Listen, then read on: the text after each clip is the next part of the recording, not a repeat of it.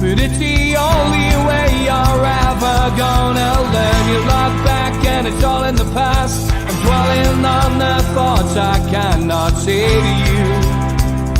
If I don't say the words, then maybe it's not true.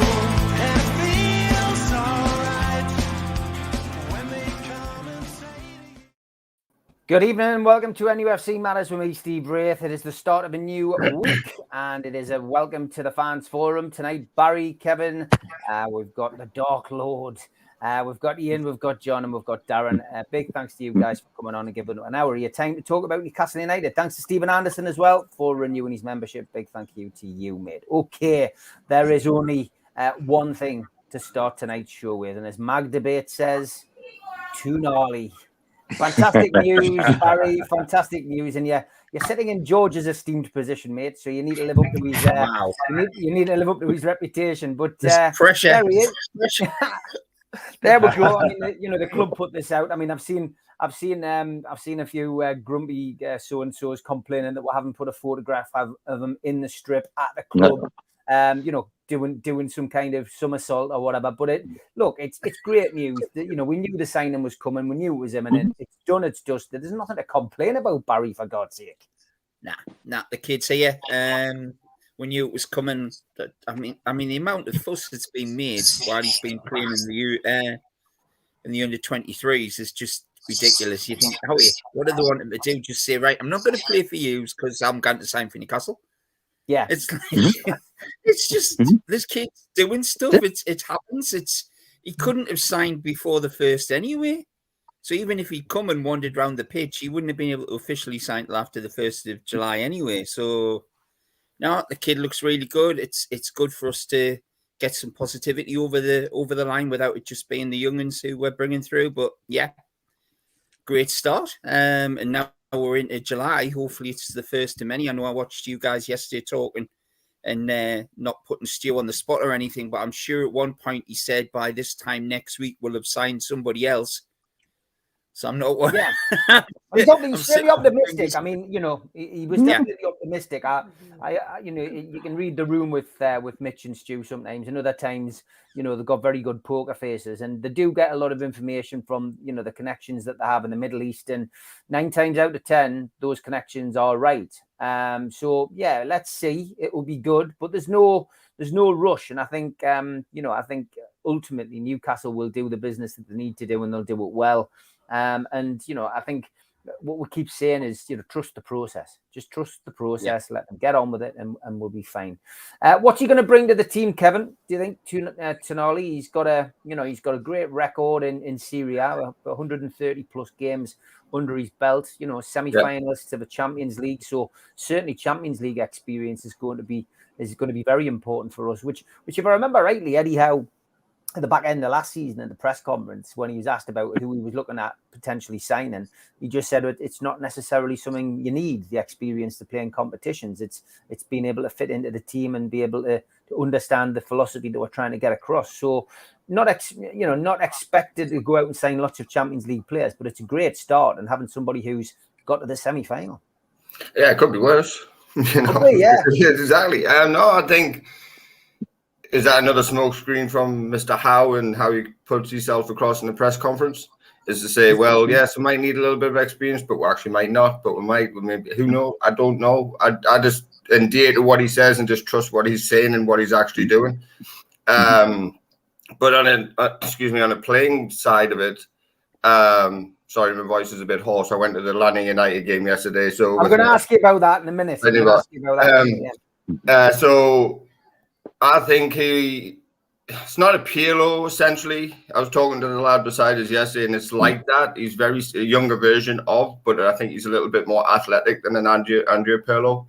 The games that I've watched, he just dances around a park and you don't even know he's there. And that's the sign of a good footballer, in my opinion. I think he's got a good football brain. He's got a good IQ. I think he'll break the lines, is a technical term, is a tactical term. He'll break the lines from when Bruno gets it. There'll be a double pivot. He'll break a line with a dribble or a pass or movement in between low defensive block teams, essentially. Especially when you play like the Bournemouth who've done it to us, and the leaders of the world who've done it to us last year. If you have somebody in between, and especially in the Champions League, there will be a lot of teams who just sit in. So I think he'll be the one to play across as the 8. And again, everybody is intertwined. Joe Linton can sit in, Bruno could go forward, Tonali could sit in, Bruno could go forward. Again, it's all that fluid momentum of a 3, or whoever he wants to pick. I don't really care. But again, it's somebody to sit and get the ball on the top, so say 25 yards out from goal, and deliver balls into the box, or deliver balls wide, or have a shot at goal yourself. So he's got that. I think he's got that all about him. Obviously, physicality of the Premier League is going to be a big thing for him. I don't think he'll jump in straight away. If he does, he does. If he doesn't, I think there'll be in a few training sessions to sort of say, get about him and see what he's like, and make it like a Premier League high intensity type of idea. So yeah, it's exciting for the lad. He sent out an emotional thing to the Milan fans today and whatever. But it's his boyhood club. What do you expect? It is what that is. So good luck to that. He seems like a humble and honest lad. And look, we got him. And like I said, hopefully more to come. Give us an insight into the game. You took your lad to the Atlanta game. Fantastic photos that you shared with us. Looks. I mean, I know it's a great stadium just from seeing it on TV. But what was it like? And what was the score? It's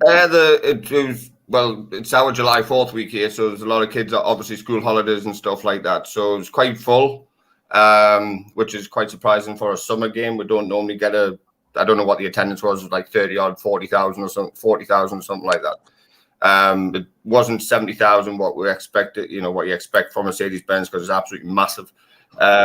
Pockets are a little bit lighter, let's just say that, because he took my boy to a game for a while, so I'm a little bit less of the money in the bank account, but it is what it is. But yeah, I mean, little review of it. I mean, there's a lot of things. You can go from one place to the other place. He wanted food, he wanted a shirt, he wanted this, he wanted that. But I mean, I paid £2.50 for a slice of pizza, and I paid $8 for a beer, so like a $5 for a beer. Wow. So, but again, you can go. That's on level 1. Level 2 is a little bit different. Level 3 is a little bit different. It's relative to where you go and sit. So we were right beside the 17s, what they call it's like our standing section. So we want to be right beside there. And it was what $34 a ticket on a resale ticket. So, which is not bad for 2, plus you got fees, plus then I had to pay for parking, which is another $40 to pay for parking in and around the stadium. So it was quite an expensive day for me yesterday, but it wasn't about that. It was about the experience for him. And I met a lad from Delaware up in the north, and he's just moved down to Atlanta, and he's a big football fan. And just talking to him, his name was Eddie, which was funny. And I thought, oh no, I met Eddie Howe from Delaware. No, but it was a good day. The 1-2-0. Thiago Almada, who's a one to watch, from my opinion. Just Barry, chuck that on your list and have a watch of him. He scored yesterday. He won the World Cup with Argentina. He's 21 to some 21, 23, somewhere in there. But he's won the World Cup. Even though he didn't play much, but he still won a World Cup. He's in the squad, and and we scored in the dying embers of the game, and the place went nuts. So yeah, it was a good day, but yeah, a long one.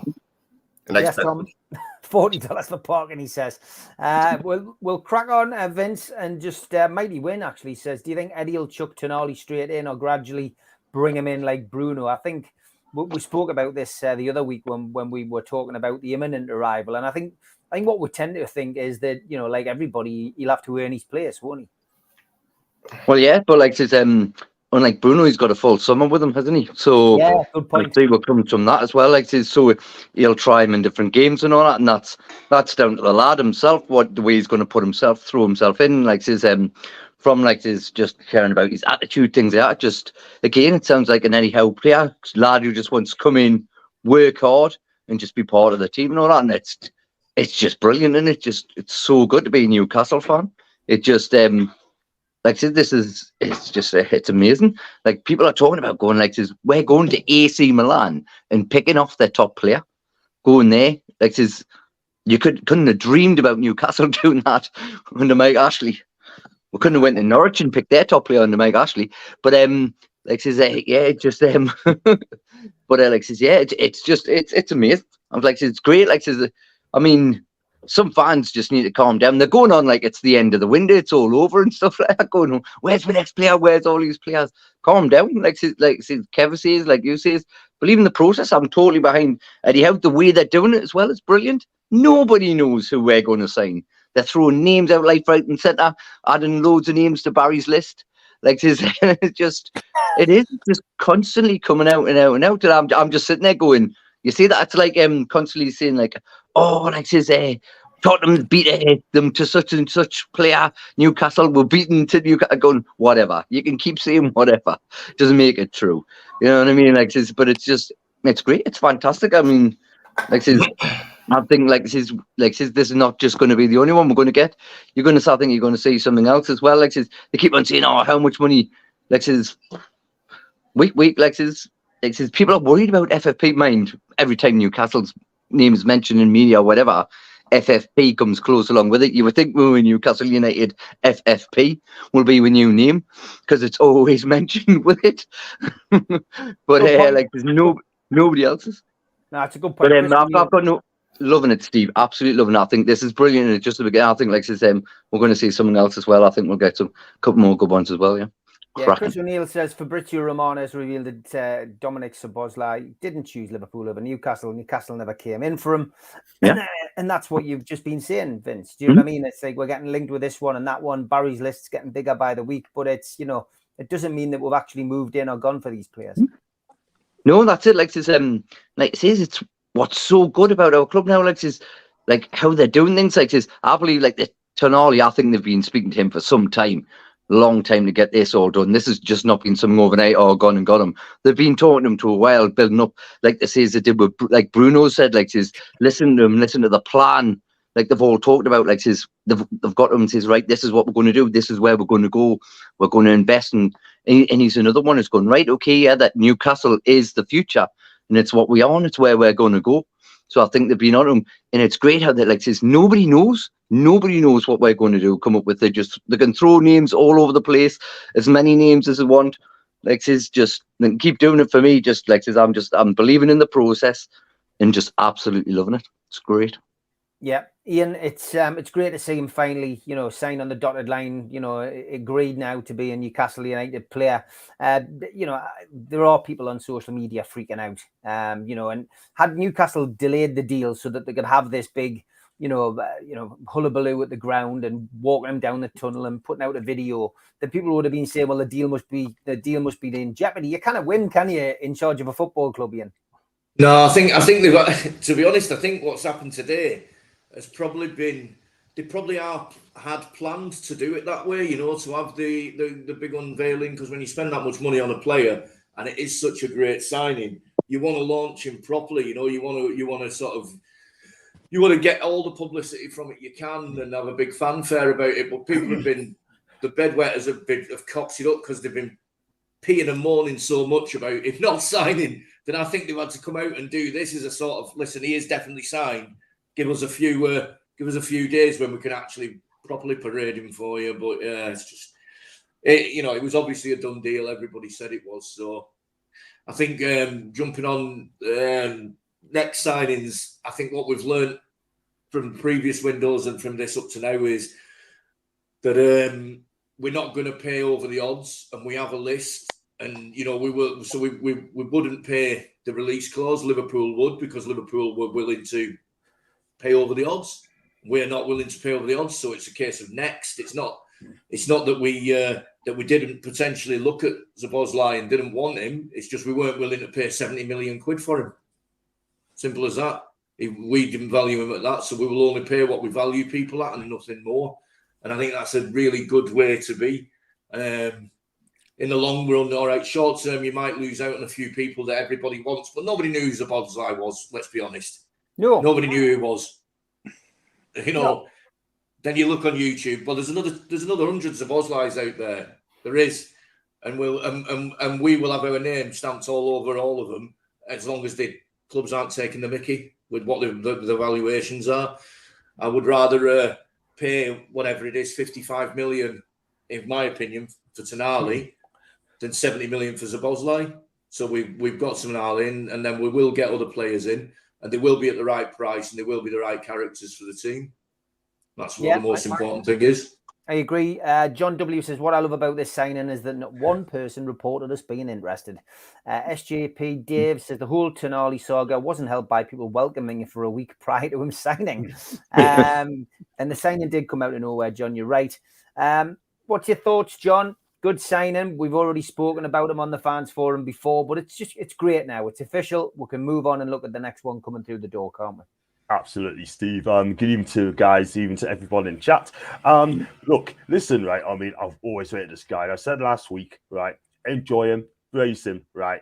This guy could make a huge difference. He's another level, Steve. He's at another level, right? I watched this guy play for about 4 or 5 years. Started his career at Brescia, right? Season long loan there, got them up, yeah. He's been there the player of Serie B, yeah. He's come in a winner mentality. Right, he's won Serie A title, right? Champions League. This guy, right? I had someone on my show yesterday. She's a talent expert, and she's so correct. I mean, he's a young lad. He's going to make a difference. His passing ability is fantastic. Also, his efficient. His dead ball as well. I've got every faith for this guy coming in because, look, he's going to make a difference to Newcastle United. He's young and 55 million quid, if that's what's to believe. I think this guy's worth every single penny. And I'll tell you something else as well, right? I mean, with Tonali, yeah, he's eager to learn. It's a new league. I think he's hit the ground running for me. People's going to say he's going to take time to settle in the Premier League. This guy is really, really, really going to hit that ground running. And I've got every faith in him. And he was always going to sign him. It's only a matter of time. We need to be patient as fans, right? Because we can't sign until the 1st of July. We signed the deal, but you know what it is, Steve and guys? I'm loving it. I'm absolutely loving it. And I love the way Newcastle United is doing the deals quietly. Don't say no. Get on with it. And this is it. I can't wait to see who's going to come in next, Steve. Yeah, jobs are good, mate. Danny Craig says social media is full of highly qualified FIFA career mode managers. I would not question their expertise. And the Mighty Win says, and now we're gaining a reputation for offering our valuation. Take it or leave it. No one takes our pants down. And Dave says, no guarantee Liverpool buying a new midfield with 3 or 4 midfielders will gel straight away. Look at Chelsea last season. Plenty of players have looked amazing in Germany, but struggled in the Premier League. John, good evening. He says, Tonali is a winner. That's exactly what we need. What's your thoughts, Darren? Tonali, it's a good signing. It's a positive move for Newcastle. And from our perspective, roll on the next one. It's like all our lads said, it's a great signing he's for the future and he'll come good. But like it was said, hitting on the head, Newcastle business is getting done very, very quietly. And all these people on a lot of YouTubers are saying, you had people kicking off the cover, didn't they? That we don't have signed certain people and all Liverpool's got them. Newcastle not coming up, they're not saying it, they're not telling anybody who they come after. Like it's good that way. All these transfer rumours on YouTubers, and I respect them and all that, but look, they just need to calm down when like that Thomas went to Liverpool. They were unhappy. Well, we won't have a link with him. It's just we're just doing it right, you know what I mean? Just how they're doing it is right, but I see we're not going to get robbed. We're not going to get ripped off because like one player's in the right mentality who will come to the northeast and play and wear the shirt. 100%, mate. You've got to be, you've got to be positive about what's going on. Just look where we were a couple of years ago. It's great. It's a great signing. I'm delighted, and roll on the next one. That's my view. We're so lucky to have Ashworth and the team. The way they conduct their business is staggering, says Gary. Would have to. I'll just mention that without comment, Steve. Yeah, go on. Actually, people doing the job. Now, well, that's it. Yeah, 100%. It's simple as that, because we had 14 years of one person trying to do everybody's job and run the club, which I felt sorry for Lee Tonali, to be honest, because he had everything to do. Now we got the right pegs in the right holes, and the club's developing and moving forward. So. Great point. Yeah, it's a valid point as well. Let's stay on Tonali. Let's take Benny's point. This was really good. He says, "Be good if we can get another Italian in to help Tonali settle." I can't think of Italian players that have settled well in the Premier League aside from the Chelsea lads from the mid-90s, Zola, Di Matteo, Chiesa, perhaps. Do you think bringing another Italian in would be good for him? Rather than being the only one in the dressing room, Barry. I think so. I mean, there's definitely players out there. I mean, you're looking like you say, it's the Chiesa. I'm not even sure how you say it, Chiesa. As one of the guys said, there was we've gone off and picked Milan's best player, so then we're going to go and get Juventus's best player as well in him, which is like that's the level we're pitching at. That you're looking at. You're not looking at a squad player for these guys. You're looking at pinching their crown jewels. I mean, that is it blows you away. I think. I'm trying to think. The last one was Santon, wasn't it? Who was Italian. I mean, he very quickly adapted to the Northeast. Bless him. He's married a girl from the Northeast, if I remember rightly. So it was.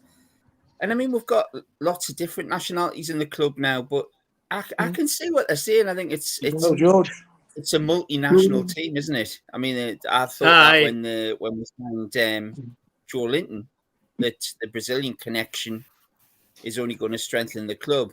I mean, for me, the Italians, their best position's usually defensive.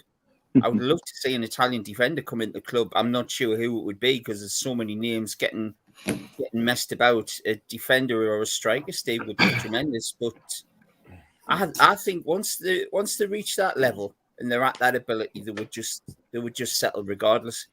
And I think this kid is one of them. I don't think he's going to have any problems whatsoever fitting into the team.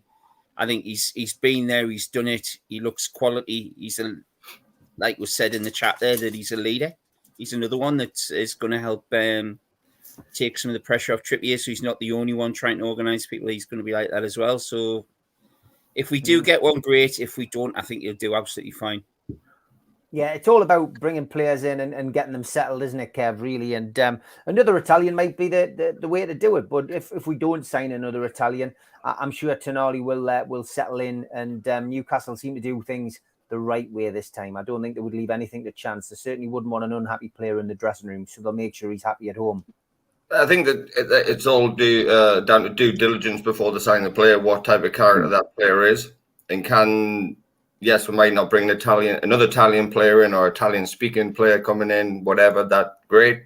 If not, great, because obviously they've done the due diligence behind of what type of character he is.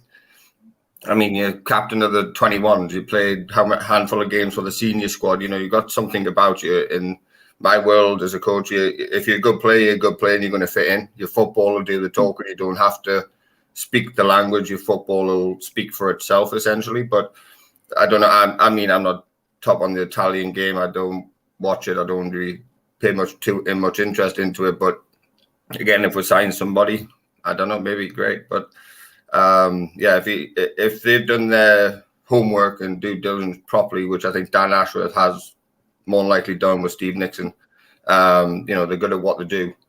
So if that's the case, well, great. We'll just blend them into the team, get a bunch of Geordies around him. It'll be fine. They'll look after him. Essentially, that's what's got to happen.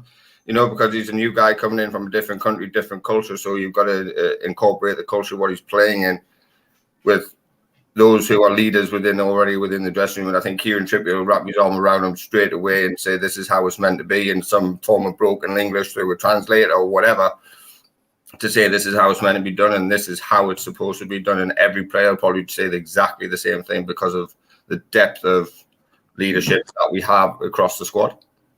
Yeah, I think that's a great point to make. Good evening, George, by the way. We'll come to you soon. Great Hi, to see Steve. you, mate. Good evening, George. Good to see George, you. Hi. Yeah, I mean, Vin, it's Chiesa's been mentioned, Chiesa, whatever his pronunciation is. It would be nice to have another Italian in. It's got to be the right kind of person, though, and I don't think it'll be priority for Newcastle to go out and sign somebody just so he fits in, because I think they'll do a great job anyway. But it's a valid question, I guess, that somebody put across there. Well, yeah, definitely. Like this, you might want that kind of thing, but no, that's it. They're doing it right. They want, not only good attitude, but where they're going. They want quality. This is it, and this is what they're stepping up to do. We're in the Champions League now, and they've probably had plan A, B, C, and this is probably C, getting the Champions League right. Okay, we've advanced this. We want quality. I mean, look at Isaac, Bruno, these are the level of players we're getting now. it's not just like it's all right, great. They want better, because not just for now, the future. And Tonali is definitely one of them. And I think like says, yeah, they might get another Italian. If they don't, like says, so what? We've got Cornetto's, Viennetta here. Like I'm sure I'll be happy. Like says, plenty of like Italian restaurants in the town. Portofino's. Steve, you can take him down there. I'm sure you'll enjoy it down there and all that. But no, yeah, like says, I mean, they do. That's the thing. Yeah, it's not just about like says, oh, going out getting a player for players' sake. Now, like says, we're looking at right. Okay, we've got a plan, and we're implementing this plan. It's like says the attitude, the quality. And like says, that's what we're going for, not being ripped off as well. So yeah, like says, I mean, we could get another one, but like says, you've got the Go Compare man. We could borrow him for a bit, make him feel at home a bit, sing some songs and that. Like says, like says, nah, like says, they don't have to. Like says, other lads have come here. Like says, we've had like says, I mean, look at Nobby, Peruvian lad, could hardly speak the language. He came here, fantastic, led his football doing the talking because he couldn't understand anybody else. Not get him Kenny Dalglish or no the footballers at the club, but he just got on and done it. Like says, so yeah, Alex says I've got to like they don't have to do that, but I mean, case Alex, yeah, if they did that would be great, but like says they don't have to, and that's the thing. Like says, so yeah, it's great. Okay, great stuff. From your perspective, George, good evening, and just want to know what your views are on him finally getting over. Getting him over the line, and just a little bit of a fallout as well on social media. People twisting on 21 because there's not like a video of him walking onto the pitch. And I said at the top of the program that had we not signed him this week and waited until it was physically possible for him to do that, people would have been saying the deal was off. Well, so some of our opposition were making gains out of it, weren't they? And suggested he changed his mind and all that sort of rubbish. The reality is the club give a perfectly good explanation for me. He's had a busy season. He's been busy with his national side. He wanted a few days holiday, so fine. What's wrong with that? The important thing is here, and as regards language, I'd be amazed if he doesn't already have command of English very nicely, to be perfectly honest. My professional experience, I've always been the one that's been embarrassed. I mean, I've worked all over the world for the university and been thinking, well, I don't speak this and I don't speak that. When I got there, everybody fell over themselves to speak English to me. So, in fact, I remember one spell I had in the States, I got into trouble because I didn't speak Geordie enough. The bloke I was going to work for was a former student of ours, and he told all the people he was working with, there's a real Geordie coming. You won't be able to understand a word he says. And after the first couple of days, he said to me, "What you doing, George? You're letting me down."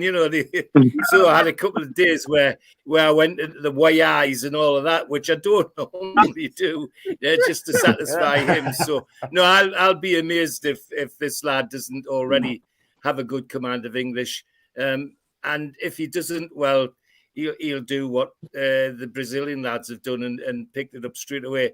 I mean, one of my early criticisms of Big Joe was that I was surprised he wasn't even learning English according to what was coming out of the club and out the training ground. And yet, speak to him now, and he's on top. He's got it, and all the others will. So, and the lads are right. People like Trippier and others will take him to one side and say, well, come out and have a glass of wine with us and we'll teach you the language, all right. So, no, that doesn't bother me. I'm just delighted he's here.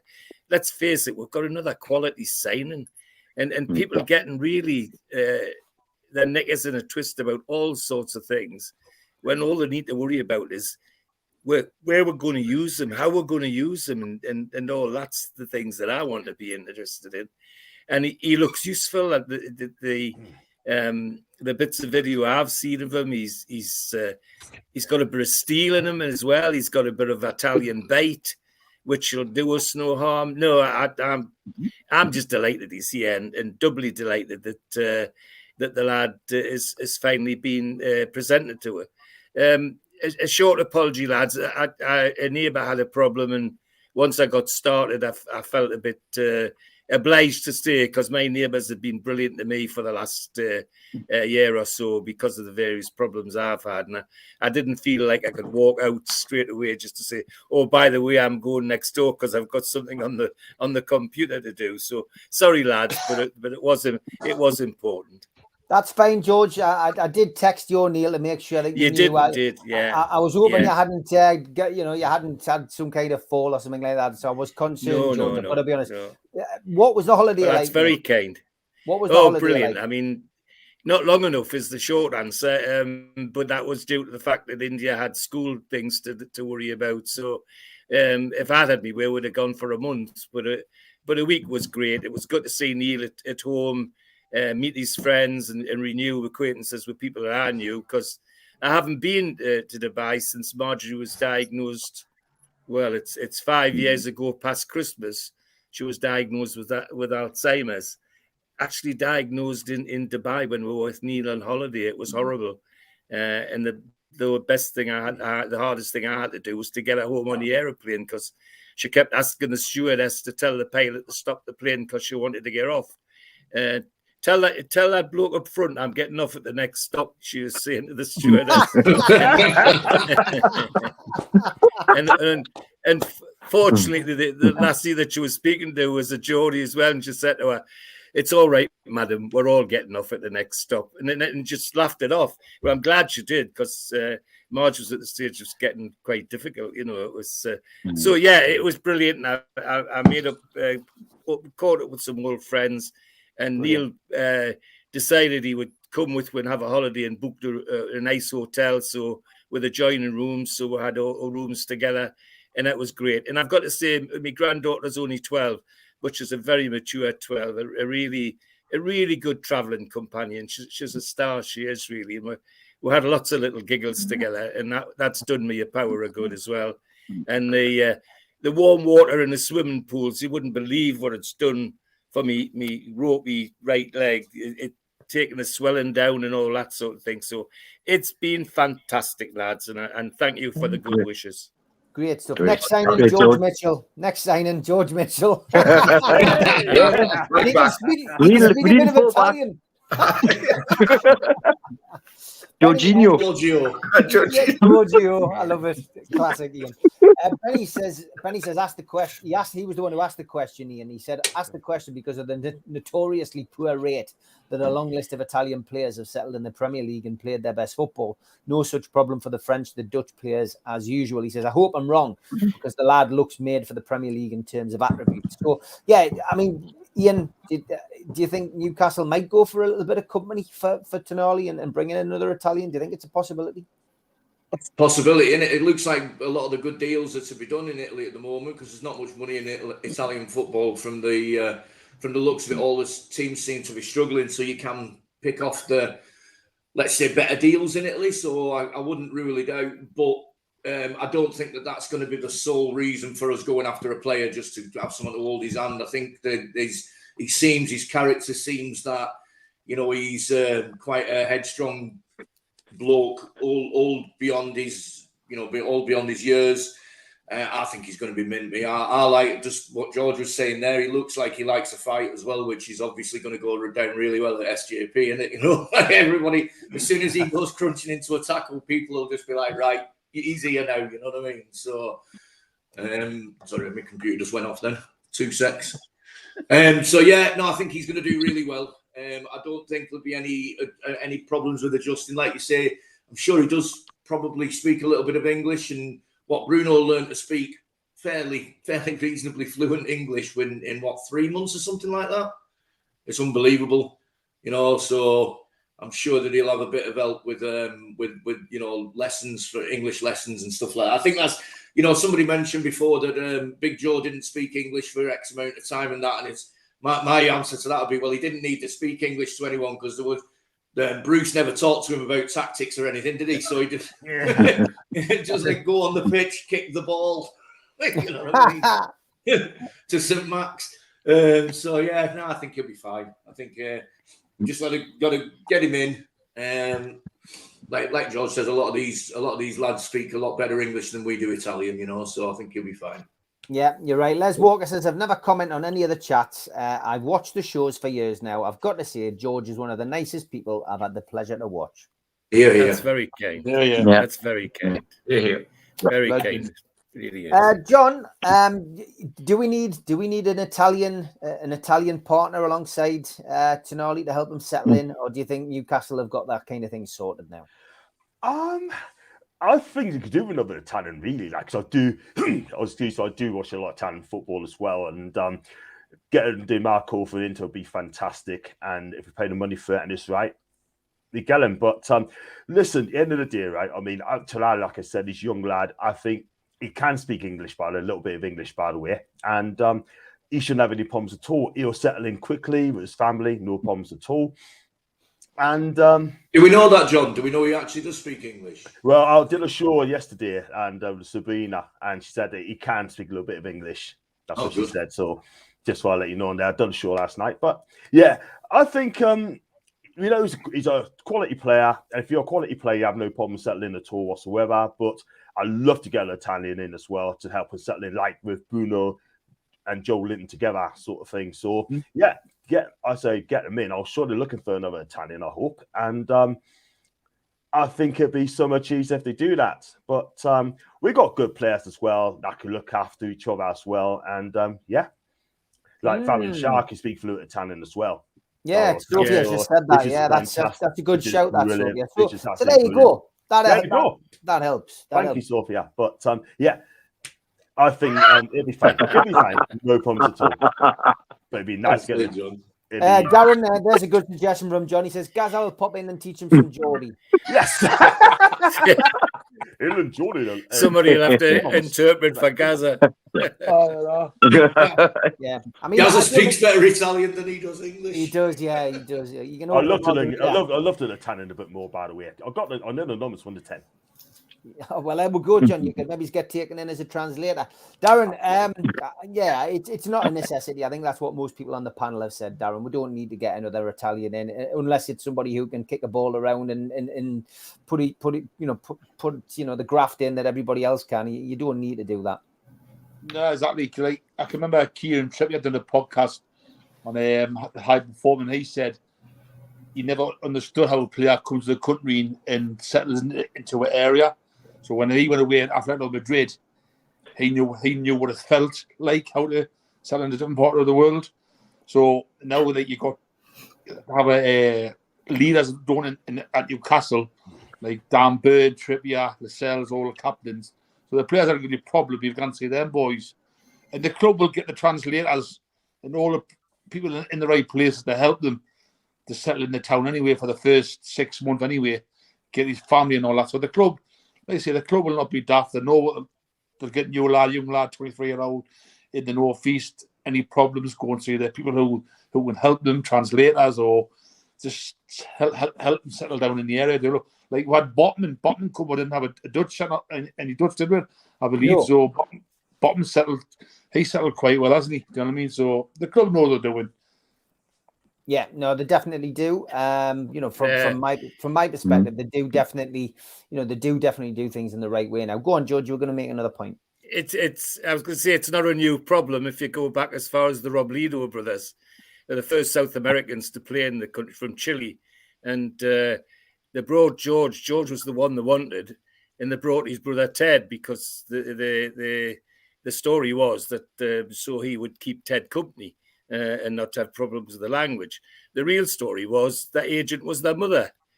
And when their mother came, everywhere they went, Stan Seymour and Joe Harvey and them used to have to argue with the mother, not the other players. Because everywhere, why is my Ted not in the team? Why is this not in the team? And she was an absolute pain in the retrospective. She was. So it's not always a good thing to have somebody that's there interpreting. Yeah, you're right there. Like, and I mean, some of these. Imagine coming to the tune and having to bring your man with you. Gutted. Yeah, well, she did. Especially now. Okay, Barry. We've had quite a few questions coming. I'm trying to get through as many as they can, and let's talk about a couple of players. Calvin Phillips is one. that the mighty Win is asking us about. Another one which has been thrown into the mix is Gallagher by Benjamin. Thoughts on signing Gallagher? He's not sure whether Chelsea can afford to lose any more centre midfielders. You know, are we going to be looking at those two? Do you think? You know, either of those two impress you and think, yeah, I'd like to see one of them in a black and white shirt.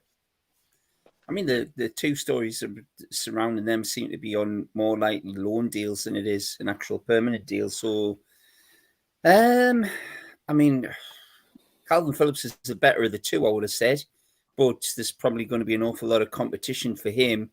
Conor Gallagher, I mean, we've talked about him before on here. I know George has mentioned that sometimes he's the one who tries too hard, isn't he? And he sometimes puts himself about too much. He's got the ability. It's just whether or not he would set. I don't know, Steve. I mean, it's a hard one, isn't it? When you look at the midfield we've got with Tonali in position now, part of me wants them to have a look at other positions. You know, I would love to see us get a centre half in, just in case. I mean, obviously the rumours around Lascelles leaving. I think we could do with a younger centre half coming in. I would love to see us get another striker. I wouldn't be gutted if central midfield we didn't invest anymore. We've got an abundance of players there who can play in that position now. And I would hate to think that the likes of Willock and Longstaff, who did so well this season gone, would be pushed further down the pecking order by a big money signing, because I don't think they deserve that. I think they've done really well. And the two of them who were just going to improve and get better and better. Phillips, yes. Gallagher, I don't think he's any better than what we've got. But I will think we'll have a lot of competition for Calvin Phillips. So, but like I say, I would rather see us move on to another position now and try and get somebody in at either end of the pitch than another midfielder.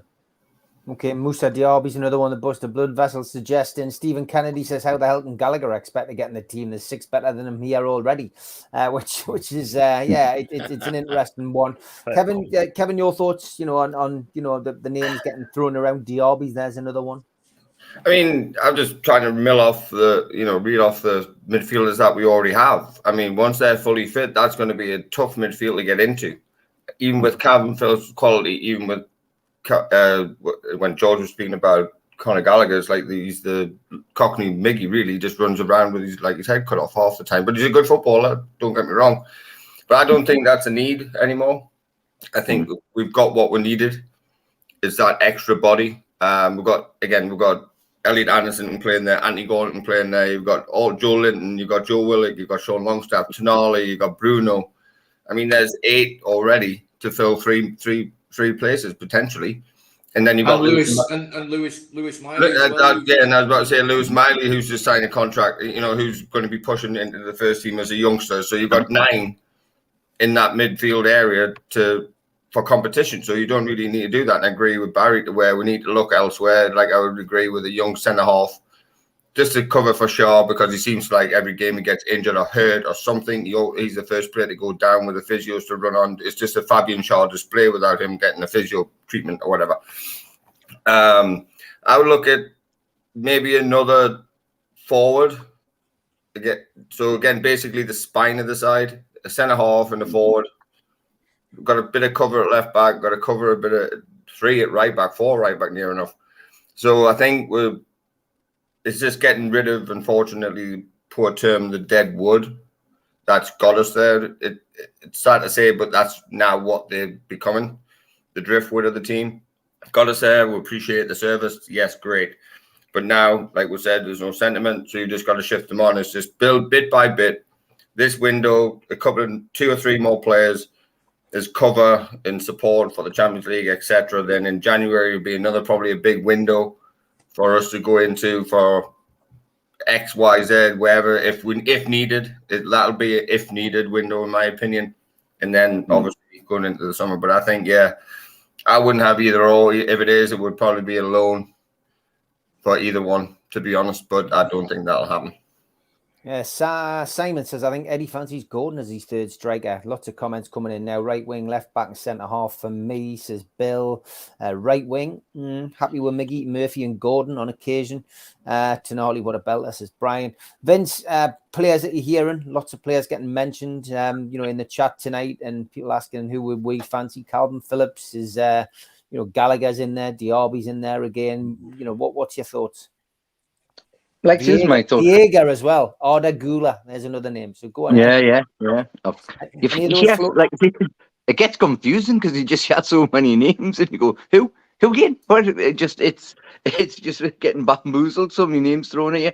But like I said before, it's quality we're looking at. Like, says that's it. Like, says, are Gallagher and Phillips any more better than the quality that we've got, or how would they improve the team? To me, I don't think they could. Like, says, and that's again, this is like Tonali. It's what we're doing. Like, says, why Bruno, Isaac, these players improve the team, improve the areas, and like says, go to the Champions League. They want this team to go to the next level, and that's how you do it. It's you build the quality, and you just keep on doing it.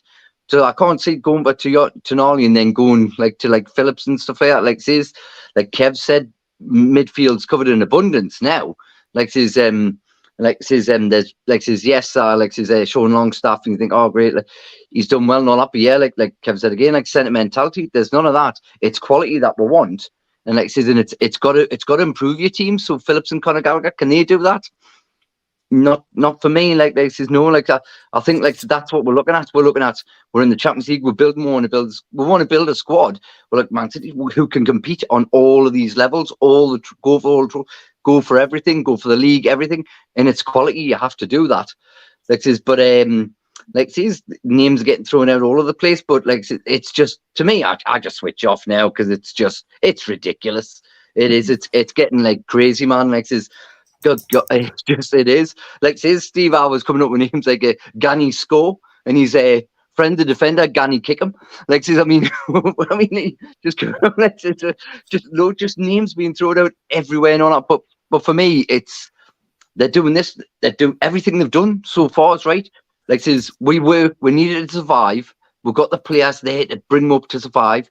The next season we brought more in to build the stability, and we've pushed on further, and we've pushed on quicker than we thought we would. So they've gone to the next step, right? Okay, where's this team going to go now? It's not, they don't want to go backward steps, they want to go forward. So for me, it's quality, and just like it is, you want players who are going to improve the team, challenge other players as well for positions.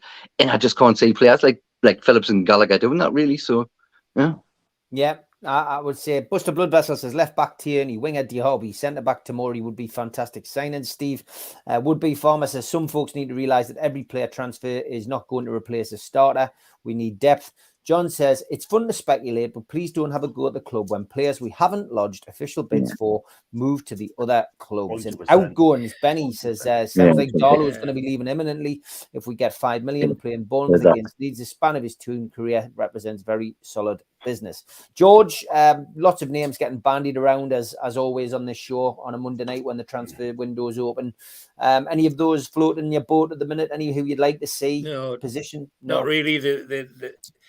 I liked the lad at Chelsea when I first saw him, but as somebody's already said, when he first got a chance in the first team, he was making the mistake that a lot of young players do and trying far too hard and ended up getting booked every game and all this sort of thing.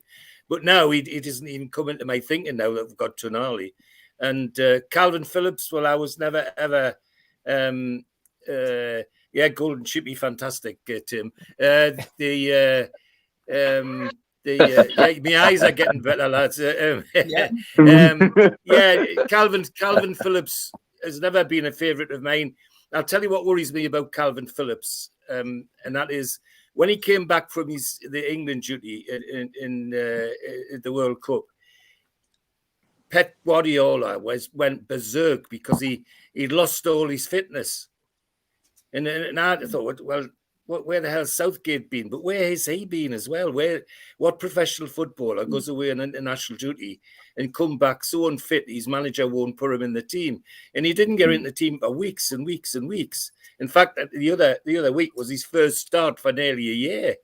And I think to myself, well, is that the sort of guy I want in my team? I'm not sure I do. There's something about that as a professional player would worry me. So no, neither of those two would get me. I think the lads have made some sensible suggestions. A younger bloke that just cover for Shaw and go play alongside Shaw if necessary occasionally. A left back as a winger, we're chased for Maddison from Leicester. The one player I would have liked to have seen have a go for, and still would, is Harvey Barnes. He's got pace to burn, and I'm sure that's something that Eddie Howe could use in the team occasionally. And even then, when you look at how Gordon's been playing with the England under 23s or 21s or whatever it is he's doing, he's shown everybody what his possibilities are for next year. So the pressure's off. They've got time to think about who they're going to bring in and what positions. And I agree, cover for left back, because with the best will in the world, I love Dan Burn, don't get me wrong. But I'm still struggling to find him as purely as a left back, and that's speaking to somebody that played for years at left back, and that kind of thing. So yeah, we and the one position I'd like to see we have some interest in is a real centre forward. Callum Wilson's, we're going to be looking to get a season out of him. It would be nice to see a real centre forward, a young version of Chris Wood, if you like. Something like that, somebody who's going to knock defenders around. Go back to the promotion under Rafa, and look at this, the lad he brought from Nottingham Forest, the big centre forward, and everybody said, what the hell's he bought him for? Well, he used them for particular games where he knew the defenders were going to be hard. And this lad was hard as nails, and he knocked people about. His name escapes us for a minute, but he was a great signing.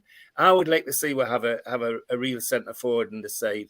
But apart from that, for me, the pressure's off. They can take their time and choose who they want and improve the team however they want. It'll satisfy me, that's for sure. Okay, Ian, thoughts? Lots of more names getting chucked in. Another Leeds player there from Buster Blood Vessel, Wilfred Nonto from Leeds, the promising winger, looked class last season. But I hark back to what George said a couple of weeks ago. You start signing lots of teams from relegated clubs, you end up with problems. You know what I mean? So what's your thoughts, Ian?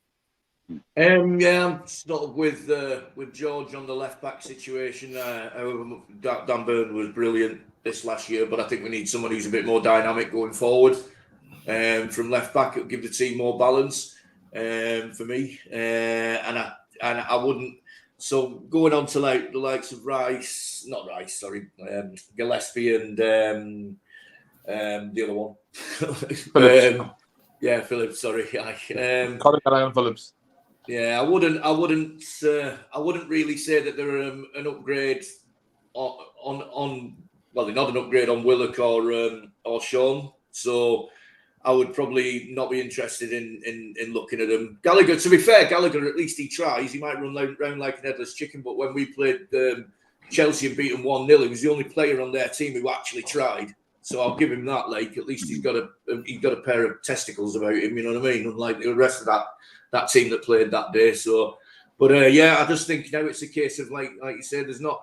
I think the key position was getting somebody else in who's got a similar quality, similar quality to Bruno, so that if Bruno can't play, we've got somebody else who can distribute the ball, get stuck in, play as a number 6 or number 8, and Tonali ticks that box. Now we can just pick off who we want that we can get a good deal on in the areas that we want to strengthen. So I'd say, left back. I'd still think an attacking midfielder, stroke, winger would be a good option, and another striker. And a centre back. Yeah, that'd be the ideal. It would be, mate. Yeah, I think we definitely need another left back. I think if we're going to be competing on all sides, I definitely agree. Centre half has to be it's not a priority, but it's definitely one to look at in the next couple of windows with the age of Fabian Schär in particular. And I personally feel Dave Bullman's got it right here, John, where he says Gordon's an option for playing as a forward. Gordon will be like a new signing. We originally planned on only signing them this summer. Shows the club will get a deal done when it makes sense to them. He scored a couple of goals for the under-21s, and I don't care what people say when they say, well, it's not very good opposition. It's about performing. It's about It's about how it's about making those runs. And anybody who watched him play last night couldn't have failed to be impressed. He's put a bit of weight on. He's got a bit of bulk on now, but he's quick. He's an intelligent footballer. And that goal last night was a very good goal. And at any level of football, scoring a goal like that, you deserve a big pat on the back. I think Gordon, John, could save us a hell of a lot of money. You took the words out of my wings there, Steve. You really have. I mean, look, Anthony Gordon against a young lad, 22. I know I can't say the age, but this guy's good. I think he could be the next big thing for us. You know what I mean? I mean, look, at the end of the day, he's just joined. You just mentioned there he's bulked up. He scored some good goals for England, the 21. Forget the opposition, by the way. He still scored goals, yeah? It could be our secret weapon next season, Anthony Gordon, 100%, yeah? And he just said there he could save us a hell of a lot of money. I have no problems playing Anthony up front as well. But on to signings. I mean, Gallagher, I'm not so sure. Definitely not Calvin Phillips. He's injury prone for me. It'd be a waste of money. I like him, but he's not match fit. He's not playing much games. Injuries is a problem as well. But I'd love to see a left back. Like I said, DeMarco's one of them. There's one other player I'd love to have as well. And a lot of people haven't heard of this guy, Carlos Augusto. He plays for Monza. He's an attacking left back, can actually defend. And he scored 6 goals last season, 5 assists. And I have him. He'd be about 20 to 25 million quid market value. I tell you what, he will be fantastic. We definitely need him. We could do another centre back as well. Like I said about Fabian Chevy gets injured, then we're going to be able to defend a short. Jamal Lascelles could be on his way. And for me, I would go out and get Kimi J for Napoli, but he's going to go to Bayern Munich, unfortunately. But we definitely need a centre back, a left back. We could do a little left side midfield as well to give ASS competition. Midfield, we got enough in midfield, Steve. We've got enough in midfield, yeah? And other than that, if I could make a next signing, left back and a centre back. Yeah, okay. But I'm just reading Mighty Win's comment. They say, I absolutely love Dan Burns. He's got a brilliant season, but why the but? I think Mighty Win, I think we all accept that next season's going to be a lot harder. For starters, we'll have to we've got to hit the ground running, but we also have a reputation to maintain now, which I'm sure we will. But we do, as always, like all teams need that little bit of luck with injuries, a little bit of luck with suspensions, and we've got to hope that new players come in, don't unsettle, but they settle, and they perform to the best of their ability. And Newcastle end up going on a great run and having a great season, but there will be pressure. Newcastle finishing in the top 4, if they find themselves floundering in the top 10, pressure will come from the terraces. It always does. And I also feel that we just need strength and depth. No one's criticising Dan Burn. I'd love to see him play every game again next season and Newcastle to go on and win something. I just feel he needs a little bit of backup. And somebody mentioned Matt Targett, who everybody knows on the platform was my favourite player when he came in and played for Eddie in those in that first year. But it just shows you no room for sentimentality. We keep saying it on here. We move. Some of these players who you feel now or I feel now are going to be undroppable for the next 6 or 7 years. They'll get sold, they'll move on, somebody else will come in, and Newcastle will have progressed and got better and better. So it's great. It's because we've had 14 years of not having this that it's so hard to grasp what this is actually like, and remember what it was like. Darren, anybody tickling your fancy in the names that have been mentioned before we finish tonight? I think there's a few for you ideally, but Conor Gallagher and Phillips, I would say no, like Kev hit the nail on the head. We're going to sell the centre of the field before we get one of them on loan or thing. But I do think ESM will go. I hope he does. And I think we'll get replaced. I'm not a big fan of ESM. First time it's been mentioned tonight, by the way. I would sell him CVNR without selling them on it. And I believe it's somebody better out there who will get. And I still think we need a right-sided player as well. Yeah. You drive him to the airport, Darren? I would drop him up, mate. I would charge him. Mighty Will says, do you not think that Geordie's in the team were a major factor last season? Yeah, they probably were, but there was also some big names in the dressing room who were a major factor. Exactly. Matt Ritchie didn't get a game, really. He was a massive influence in the dressing room. That name stands out. Matt Ritchie was always warming up too on the the first team. Yeah. He was always doing the warm as well. Jamal Lascelles Yep. as well, another huge character in the dressing room. Yellow card. Yep, great. Nobody Yeah. wants to leave because they want to be part of something successful because they know how good it will be when it happens at this club. That hour has passed very quickly. Darren, John, Ian, George, and Vince, Kevin, and Barry, thanks so much for joining us. Everybody in the chat, all the moderators, as always, great to have you on. I'm back 6 o'clock tomorrow night with Ross Gregory. Until then, I bid you farewell. Good night, lads. Take care, boys. Right. Yeah, A big thanks to all our sponsors: Skips and Bins, telephone 0800 25 45 25 3, email inquiries at skipsandbins.com, website skipsandbins.com, easy contract free and pay-as-you-go waste collection. Thanks to Mr. Vicky's sauces, which are handmade in Cumbria. Their website is mrvickies.co.uk. If you want to contact the guys, email info@mrvickies.co.uk or telephone 01768 210 102. Big thanks to New Workwear. They are an agile and dedicated workwear provider launched in 2018.